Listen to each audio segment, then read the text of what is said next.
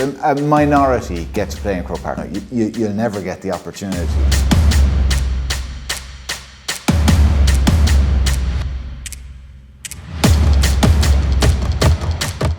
That success brought this club to heights that we never were before.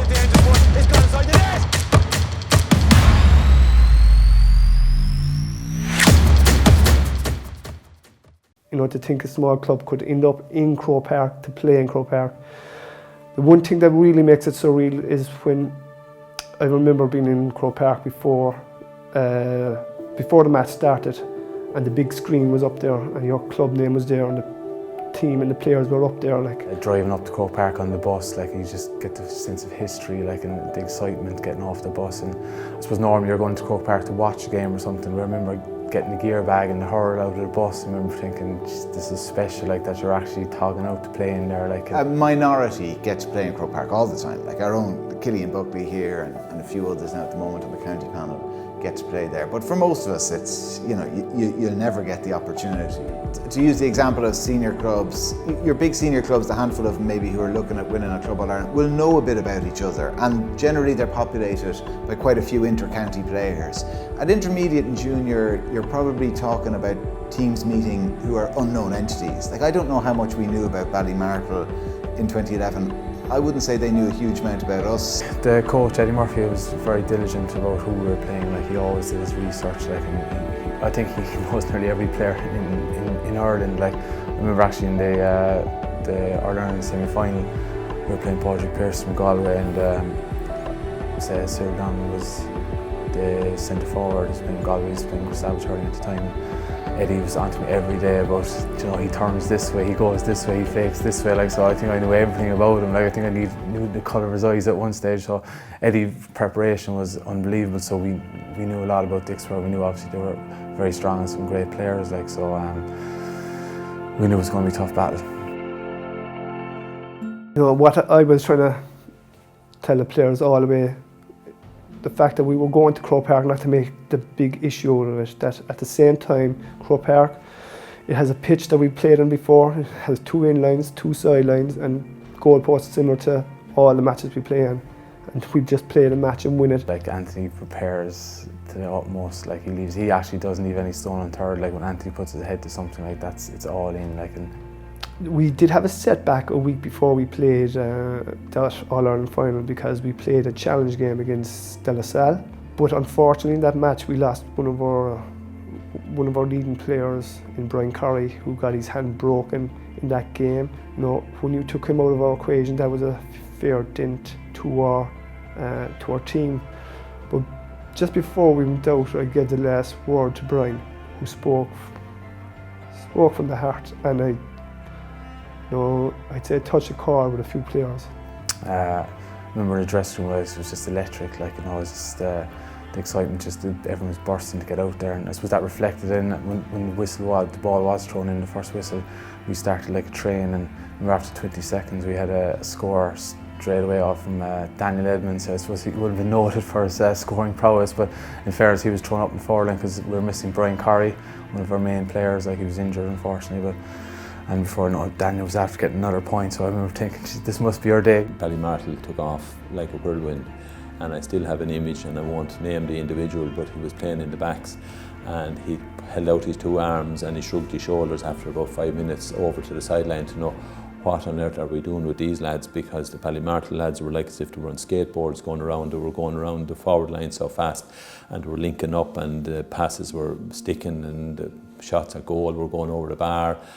And the commentator on the video said at one stage, we have 6 minutes on the clock and we have 6 points on the board. We started really slowly, which was something that we actually often did, that team. That wasn't just a feature of that day in Croke Park. We started quite slowly, and they went a good few points up. I remember my man scoring a point as well, in the first couple of minutes. And we clawed it back, and it kind of went over and back, it ebbed and flowed. Latter quarter then of that first half, Dicksboro came thundering into the game and clawed away well into the game. We were just before half time, there was a high ball went into the square, and I think it was a full forward, someone was on his own, and Decky Mack came out and absolutely buried him. It was a penalty, but it would have been a certain goal. In fairness, the penalty, I remember looking back, there was actually 3 Cork minor goalkeepers, past minor goalkeepers in goal. There was Darren Mack, Decky Mack and John Kelly, they all played Cork minor. Shane Maher took that, and he's a great penalty taker, great striker of a ball. I've rarely come across anyone who could strike a ball as well as that.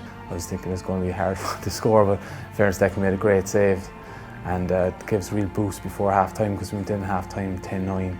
We started the second half, I remember, essentially fairly good again. The first 5 minutes we scored 1-1, so we were back up 5 points. Like, they were really starting to turn things, like, and we, before I know it, they got a goal, I said, in the middle of the second half, and I thought it was closer, looking up, and it was like 4 points in it, like, and I was like, geez, I'm thinking we need something to happen here. I suppose I remember in the last couple of minutes, I suppose Dicksboro, they were through on goal, and they were a point or two up, point up at the time, I think, and he managed straight through, like, and I remember trying to get back, and he struck, and it was actually rocket.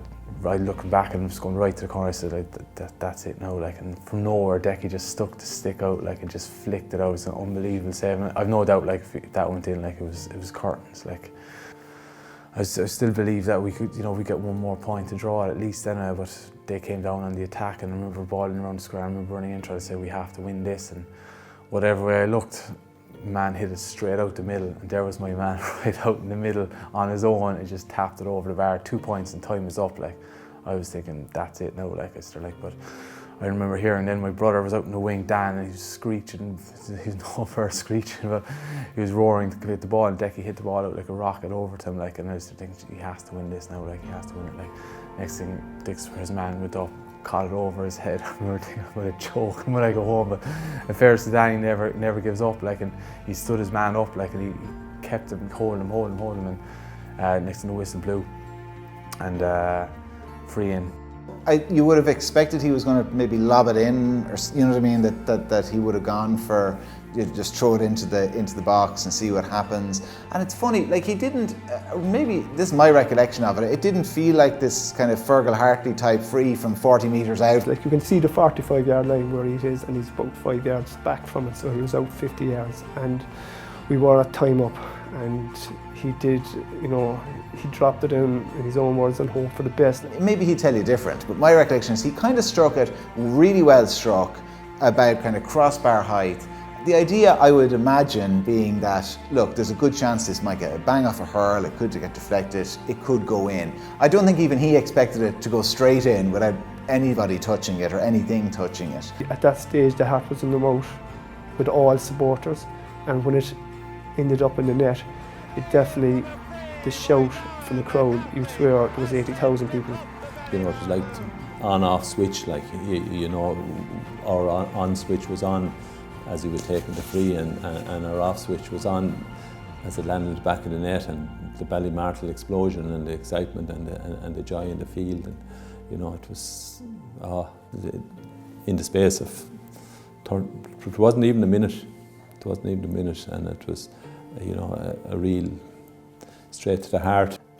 Like, it's awful. Like, you used the phrase gut punch earlier. Like, that's what it's like. You don't have any chance to process it while the match is still going on, because that was it. It was, final whistle was blown almost immediately afterwards. So you don't get a chance to go back up.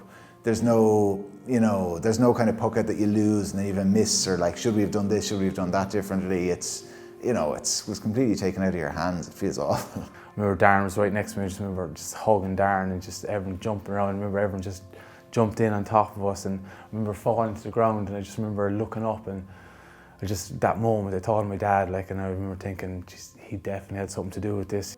An unbelievable way to win a game, and to win it in Croke Park and an All-Ireland final against arch rival from county perspective, Cork against Kilkenny, and that's the way we looked at it. We were representing Cork and Dicksboro representing Kilkenny. It was just fairy tale stuff. You look back over the years and all, so many famous hurlers and footballers just walked up the steps of Croke Park with so many famous speeches and everything. And I was supposed to do it in front of, you know, your own club and all your friends and your family, and just, it was just very, very special feeling.